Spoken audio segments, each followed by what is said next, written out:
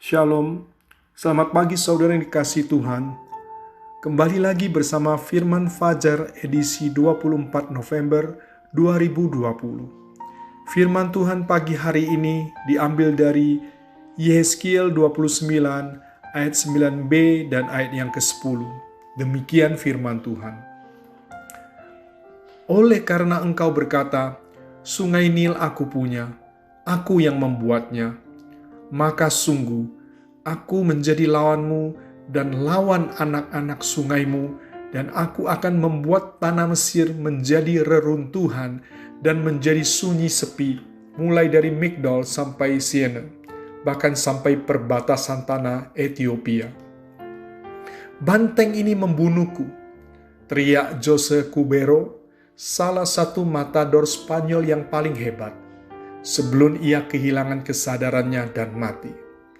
Hanya selama 21 tahun, ia menikmati karirnya yang gemilang, sebelum berakhir pada tahun 1958 karena kesalahan fatal yang dibuatnya. Sebenarnya ia telah menusukkan pedang untuk terakhir kalinya pada banteng yang telah terluka, sekarat dan ambruk ke tanah itu. Kesalahannya melihat lawannya jatuh, Jose berbalik kepada para penonton untuk menerima tepuk tangan.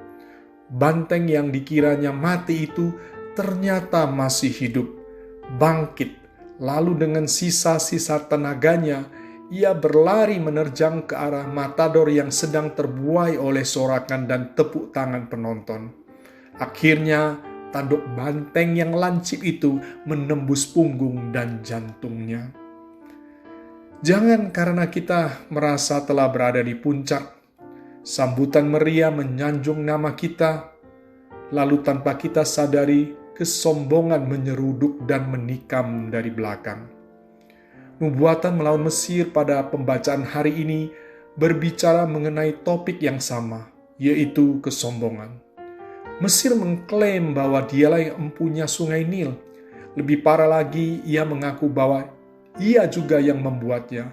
Betapa sombongnya dia. Sekarang ini ada banyak orang kaya yang mendirikan kerajaan bisnisnya dengan ponga. Ada juga yang kaya karena dari hasil korupsi. Apa yang mereka inginkan pasti bisa terpenuhi dan merasa tidak membutuhkan Allah lagi. Padahal kita tahu Allah menentang orang-orang yang congkak. Ia tidak berpihak kepada manusia yang mengandalkan kekuatannya, yang sambil mendongakkan kepalanya dan berkata, Aku tidak memerlukan Allah. Tentunya kita semua masih ingat dengan kapal mewah yang megah, Titanic.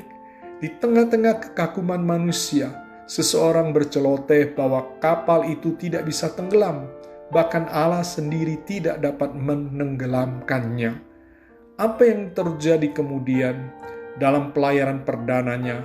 Kapal yang konon tidak bisa tenggelam itu menabrak gunung es dan nyungsep ke dasar Atlantik, tenggelam. Bagaimana dengan sikap hati kita saat ini? Apakah kesuksesan telah membuai dan sorakan tepuk tangan menyanjung kita? Waspadalah, lihat di sekeliling kita, jangan-jangan kesombongan menikam kita dari belakang. Selamat pagi, selamat beraktivitas, Tuhan Yesus memberkati.